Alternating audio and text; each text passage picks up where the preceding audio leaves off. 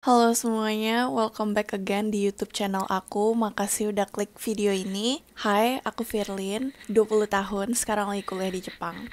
Hari ini aku pengen bahas sesuatu yang aku rasa bakal bermanfaat banget buat teman-teman semua, yaitu adalah gimana caranya memanfaatkan cobaan-cobaan hidup yang ada di hidup kamu untuk menjadi sesuatu yang bermanfaat di hidup kamu. Jadi, cobaan itu bukan kayak hal yang quote on quote membuat kamu menderita aja, tapi juga menjadi hal yang bermanfaat buat kamu. Kenapa aku pengen bikin video ini, especially karena aku ngerasa kayak cobaan hidup tuh bener-bener dipandang sebagai hal yang sangat negatif aja, tapi sebenarnya in fact, even though yes it's true that cobaan hidup itu berat, cobaan hidup itu membuat kita kesulitan segala macam, tapi menurutku sebagai manusia, kita di dunia ini memang gak cuman untuk senang-senang aja. Of course ada cobaan hidup dan setiap orang punya cobaan yang berbeda-beda. Di sini aku pengen kasih tahu gimana caranya aku memanfaatkan cobaan hidupku sehingga itu membuat aku menjadi seperti ini gitu. Kenapa aku bilang seperti ini? Karena aku pede banget guys. Aku bilang kayak aku 20 tahun and I believe that I'm very wise, wise in terms of like my own life ya. Aku nggak bilang kayak aku wise ke orang lain atau segala macam, tapi buat ke diriku sendiri, cara pandangku terhadap hidup, cara pandangku terhadap cobaan, terhadap kesulitan,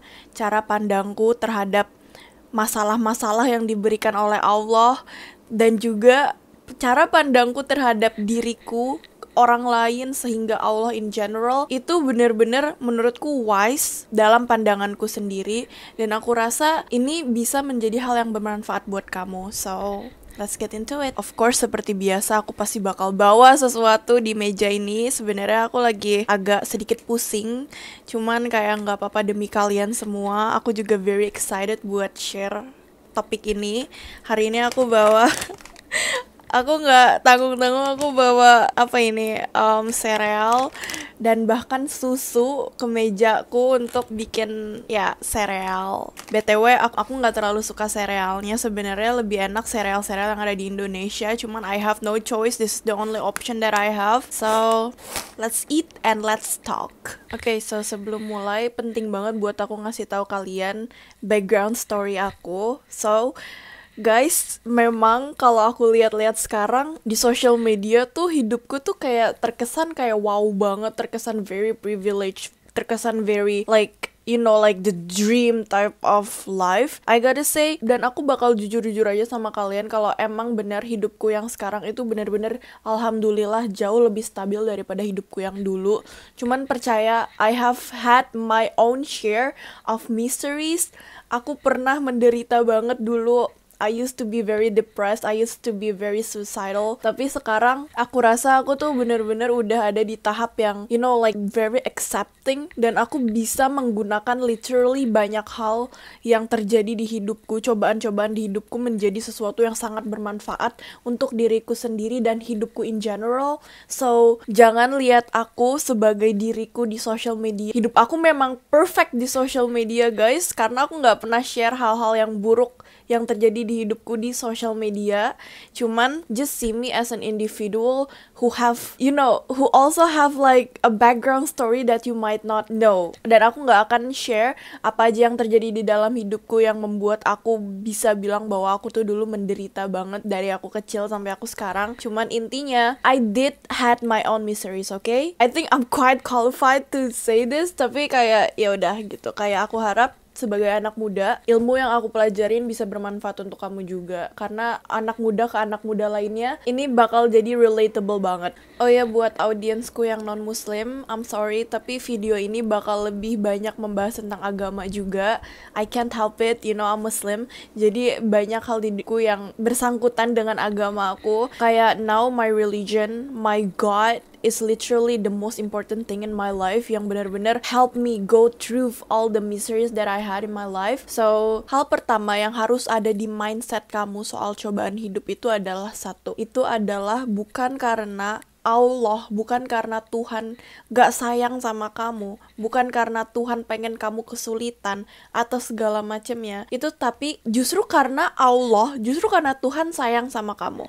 Percaya, justru orang yang dikasih cobaan secara constantly gitu. Kamu dikasih cobaan tapi kamu dikasih hal baik juga di dunia, terus kamu dikasih cobaan lagi segala macamnya, itu berarti kamu tuh disayang banget. Kenapa aku bisa bilang begitu? Here's the thing guys, kalau misalkan kamu gak merasakan cobaan-cobaan di dalam hidup, kamu tuh gak akan pernah bisa relate sama orang-orang yang underprivileged, sama orang-orang yang kesulitan, sama orang-orang yang hidupnya tuh lebih menderita daripada kamu gak akan bisa relate sama mereka. Kenapa? Let's think about it like this. Banyak banget orang-orang multimillionaire di luar sana yang they don't even bat an eye buat kayak help people yang let's say kayak orang-orang yang homeless, orang-orang yang gak bisa makan. They don't even bat an eye, you know. Mereka bahkan gak melirik orang-orang ini gitu. Itu karena mereka gak bisa relate. Mereka gak bisa relate dengan orang-orang yang kesulitan gitu. Dengan kamu punya history dengan cobaan gitu, dengan kesulitan di dalam hidup, kamu tuh bisa bersimpati, berempati dengan orang-orang yang also kesulitan di dalam hidup. Empati, simpati itu harganya mahal, oke? Bukan kartu tapi bukan kartu Telkom, tapi simpati ini, sympathy and also empathy is very expensive towards other people. Dan that sympathy and empathy is very important for our humanity. Di zaman yang sangat messed up ini, kalau kamu gak punya simpati dan empathy, orang-orang tuh bakal gak peduli aja sama hal-hal yang terjadi di dunia ini. Orang mau ditindas, orang yang kelaparan, segala macam, kamu gak akan peduli gitu. Kalau misalkan kamu gak punya sympathy and empathy. Dan sympathy and empathy bisa kamu dapatkan dari kamu sendiri yang merasakan kesulitan di dalam hidup, okay? This is very important. Take masalah hidup kamu sebagai tanda bahwa Allah itu sayang sama kamu, supaya kamu juga bisa sama-sama mengerti saudara-saudara kamu yang lainnya. It's very important. Kedua, hal yang perlu kamu ingat dari adanya cobaan itu adalah kamu bisa menjadikan itu sebagai ladang pahala. Literally, sumpah. Percaya, kalau misalkan nih, kamu ada di masa kamu dikasih cobaan, but you can still do good things. Kamu masih bisa sedekah, kamu masih bisa berbuat baik ke orang lain, kamu masih bisa mengucapkan terima kasih, maaf, dan tolong ke orang lain, kamu masih bisa berkata yang baik ke orang lain, ke Tuhan. Itu adalah ladang pahala. Pahala itu sebenarnya gampang dicari, tapi trust me, kalau kamu ada di masa yang kamu punya cobaan sekarang, you are the luckiest person karena kamu literally bakal sangat amat seperti ini. Sangat gampang untuk mendapatkan pahala. Literally nih, kalau misalkan kamu lagi ada masalah, kamu husnuzon gitu, kamu berprasangka baik sama Allah dengan berpikir kayak, oke, insya Allah inilah yang terbaik dari Allah untuk aku, segala macamnya itu pahala kamu tuh berlipat-lipat ganda, oke? Tuh dikasih cobaan not for nothing, dan salah satunya itu adalah kamu akan mendapatkan pahala yang berkali-kali lipat lebih banyak daripada orang yang sedang gak ada cobaannya. Kalau kamu lagi ada cobaan, kamu tuh bakal constantly ingat sama Tuhan. Kamu bakal constantly ingat seberapa fragile-nya kamu sebagai manusia. Kamu tuh gak bisa apa-apa gitu. Kamu tuh gak bisa mengatur banyak hal di dunia ini, sehingga kamu terus-terusan kepikiran tentang Tuhan.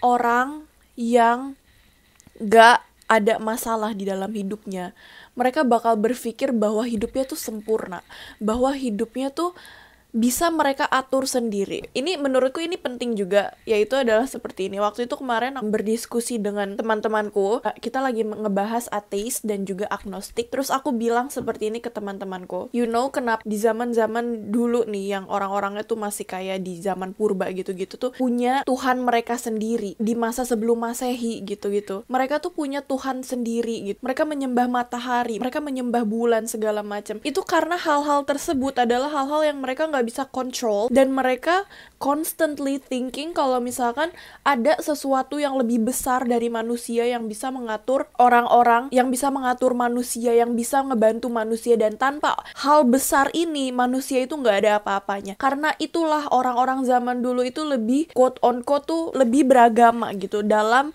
kayak mereka tuh mencari keberadaan Tuhan gitu, mencari keberadaan sesuatu spiritual yang lebih besar daripada manusia. Dan kenapa di zaman sekarang truly orang-orang tuh banyak yang ateis, banyak yang gak beragama, banyak yang gak terlalu peduli lagi sama Tuhan, itu karena mereka berpikir bahwa mereka tuh bisa ngehandle semuanya sendiri. Orang di zaman dulu, mereka tuh butuh matahari untuk menerangkan bumi. Sekarang kita bisa ngebuat lampu, kita bisa ngebuat cahaya seperti ini. Sehingga kita tuh berpikir bahwa karena sekarang ada teknologi, ada segala macam, ada science, kita tuh merasa bahwa kita tuh bisa menghidupkan diri kita sendiri.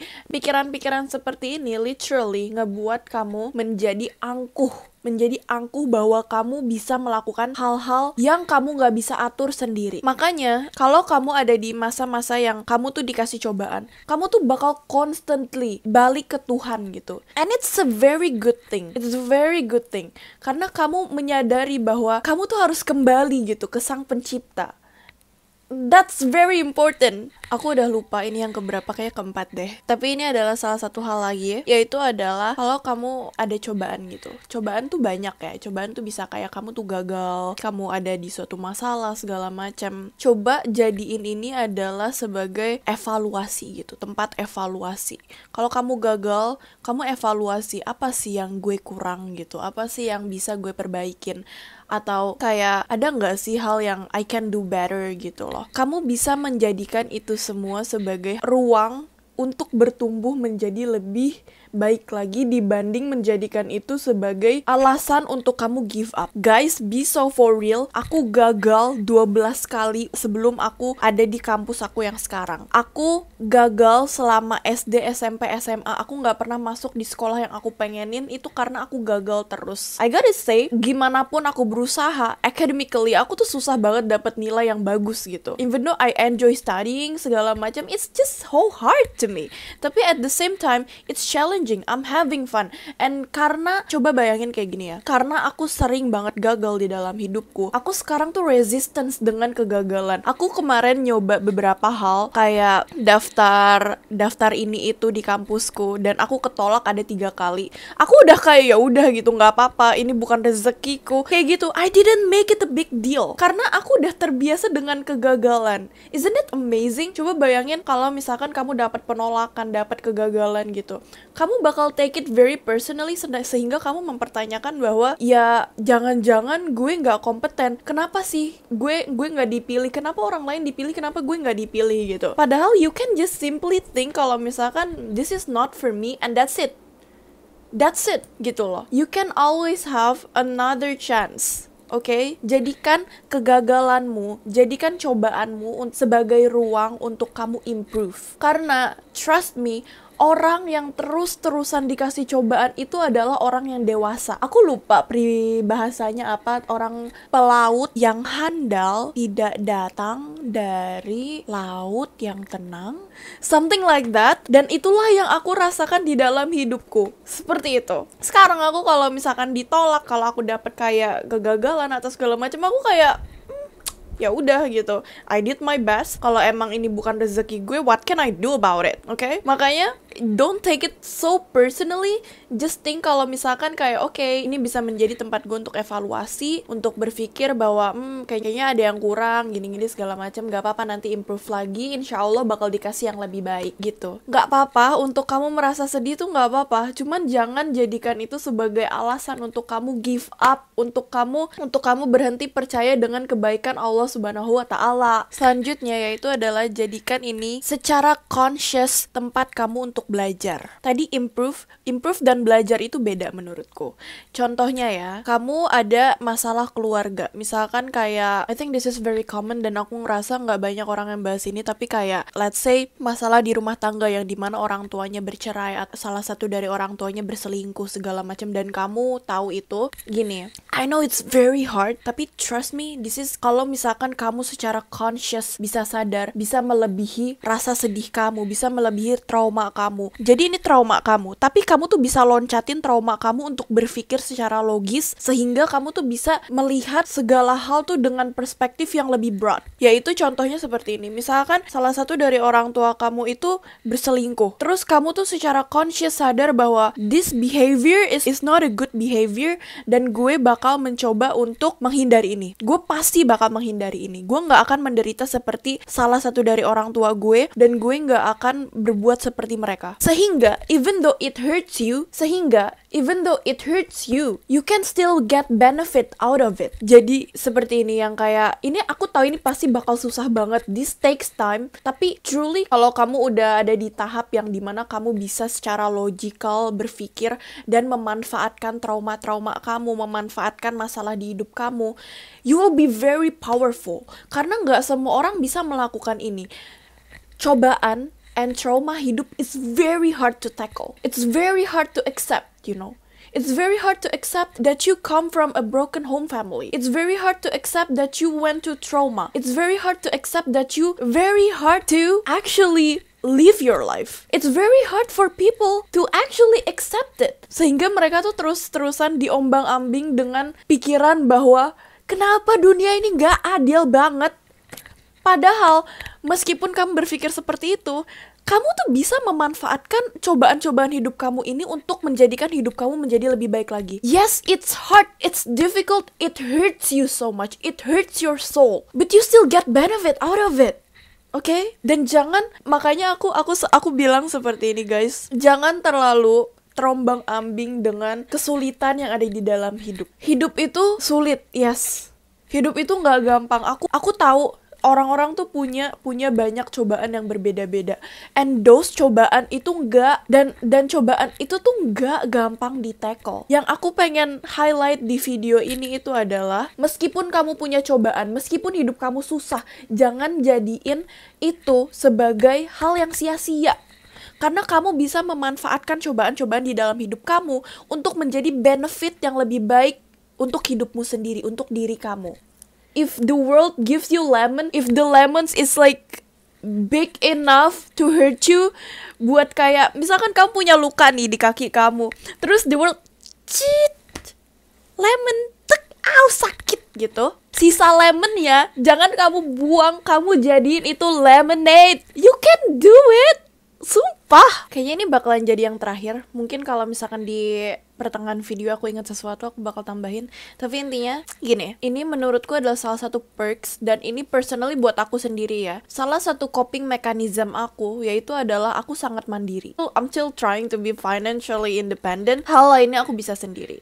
Dan menurutku itu adalah salah satu coping mechanism yang sangat bagus. Aku pernah baca somewhere kalau misalkan kayak orang yang suka berbarengan dengan orang lain, orang yang nggak bisa kalau nggak dibantu sama orang lain, kalau nggak sama orang lain, dan juga orang yang hyper independent, itu dua-duanya itu adalah sama-sama coping mechanism. Dan coping mechanism aku itu adalah yang menjadi hyper independent, yang menjadi orang yang selalu prefer buat sendiri, prefer buat apa-apa sendiri gitu, itu segala macam. Even if it is coping mechanism, I'm proud to say that I'm proud to have that as my coping mechanism, you know. Karena bayangin seperti ini, hidup udah mengajarkanku bahwa aku itu nggak bisa 100% mengandalkan orang lain untuk membuat hidupku bahagia. Let's say, aku ulang tahun, terus aku bener-bener kayak mengharapkan orang lain untuk membuat aku bahagia di hari itu. I cannot control people, but I can control myself. Aku bisa nge-arrange sesuatu untuk ulang tahunku sehingga aku bahagia tanpa orang lain membuat aku bahagia di hari itu. Orang lain ngebantu aku, orang lain ngebuat aku bahagia dan segala macamnya, itu adalah a blessing. It's an extra, but it's an extra. It's a blessing, but it's an extra. Yang harus pertama kali ngebuat diriku bahagia itu adalah aku sendiri.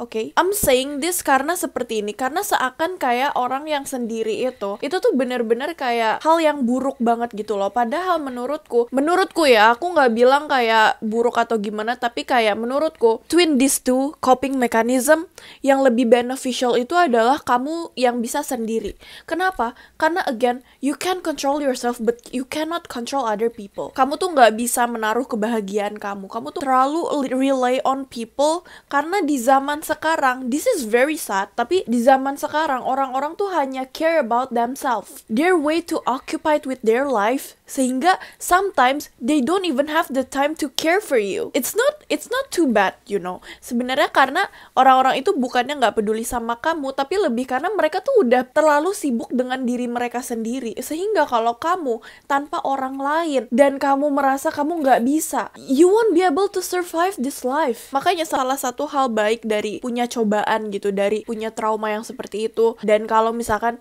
coping mechanism kamu itu adalah kamu menjadi mandiri, it's very good. Tapi bukan berarti kalau coping mechanism kamu adalah sama orang lain gitu, harus ditemenin orang lain, itu adalah hal yang buruk juga. Of course ada sisi baiknya sendiri, mungkin kamu bisa jadi lebih kayak empatik, atau kayak kamu bisa lebih mengerti orang lain, kamu bisa lebih kamu bisa menjalin hubungan yang lebih baik lagi dengan orang lain, bisa lebih terbuka. Ambil sisi positifnya gitu, jangan membandingkan diri kamu sama orang lain, because you are very different than other people. Terus-terusan bilang kayak hidup gue nggak adil, dan mereka keep on banding-bandingin diri mereka sama orang lain. Shut up, lo tuh bisa memanfaatkan cobaan lo sendiri, dan hidup lo dan hidup orang lain itu berbeda. Oke? Hal pertama itu adalah jangan bandingin diri kamu sama orang lain. Jangan mikir kalau misalkan hidup orang lain tuh perfect aja gitu. Oke? You can make use of whatever cobaan that you have. You can just be mindful about it, dan juga ambil itu dari sisi positifnya. Of course,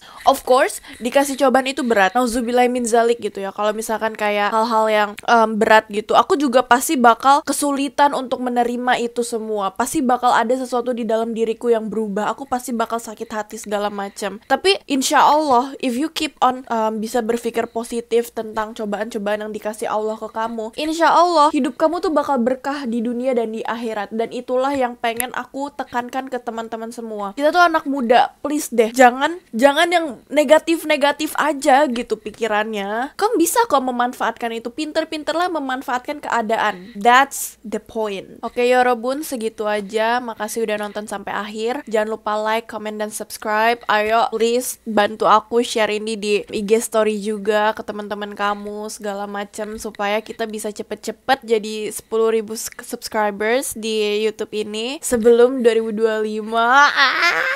So exciting. Well, itu aja. Semoga bermanfaat, Yorobun. See you in another video. Thank you for watching. Bye-bye.